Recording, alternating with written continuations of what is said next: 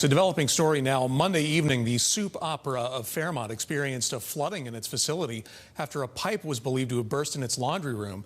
The majority of food items, office supplies, electrical wiring, and both the AC unit and the furnace were damaged by the flooding, forcing the Soup Opera to close until further notice. The Soup Opera serves up to 75 people on a weekly basis, and with Thanksgiving being tomorrow, St. Peter's Catholic Church across the street from the Soup Opera has offered to open its doors for the holiday.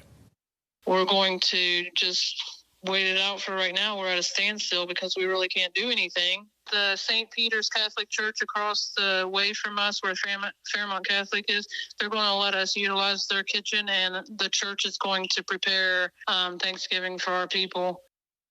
The Soup Opera is still accepting non-perishable food items and monetary donations. You can drop off your donations at the upper portions of the building after 7 a.m. throughout the week, as the Soup Opera intends to have employees on hand.